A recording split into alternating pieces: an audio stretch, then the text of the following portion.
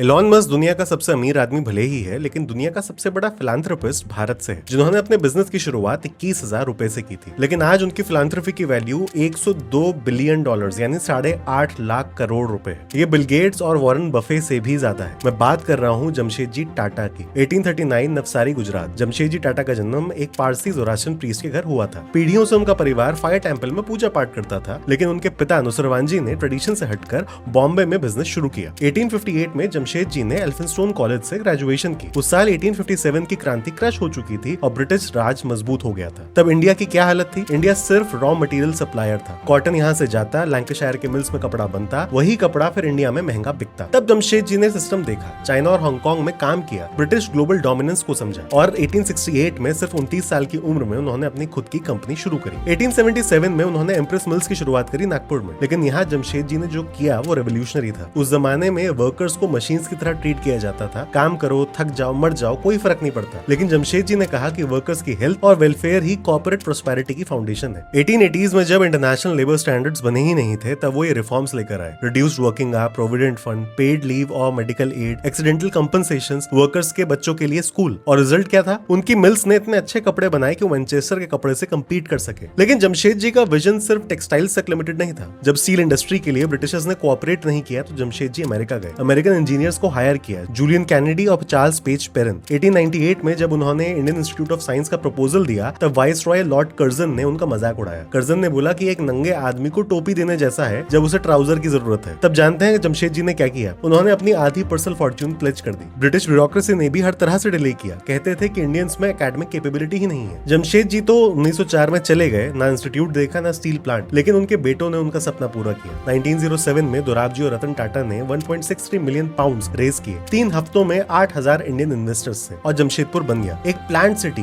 Wide roads, parks, sports facilities सबके लिए। 1909 में बैंगलोर में IISc खुला और उस IISc से निकले CV रमन, होमी भाभा और विक्रम साराभाई जैसे स्टॉलवर्ड्स। लेकिन वो 102 बिलियन डॉलर की फिलांथ्रफी कहां से आई? टाटा सन्स का 66% इक्विटी टाटा ट्रस्ट के पास है। मतलब TCS, Tata Motors, Tata steel से जो भी प्रॉफिट आता है वो फैमिली के पास नहीं जाता बल्कि ट्रस्ट में जाता है। और ये ट्रस्ट क्या करते हैं? टाटा मेमोरियल हॉस्पिटल चलाते हैं, इंडिया का सबसे बड़ा कैंसर हॉस्पिटल, जो 1941 में एस्टैब्लिश हुआ था, जहां आज भी बहुत सारे पेशेंट्स को फ्री या सब्सिडाइज ट्रीटमेंट मिलता है। जवाहरलाल नेहरू ने जमशेदजी टाटा को कहा था वन मैन प्लानिंग कमीशन, क्योंकि जब इंडिया आजाद भी नहीं हुआ था तब जमशेदजी ने ऑलरेडी प्लान कर लिया था steel, electricity, science, health care, सब कुछ। तो 100 बात की एक बात यह है कि पैसा तो बहुत लोग कमाते हैं, लेकिन इंस्टीट्यूशन बिल्डर्स जमशेदजी टाटा जैसे ही कुछ लोग होते हैं। ऐसे और स्टोरीज के लिए फॉलो करना ना भूलें।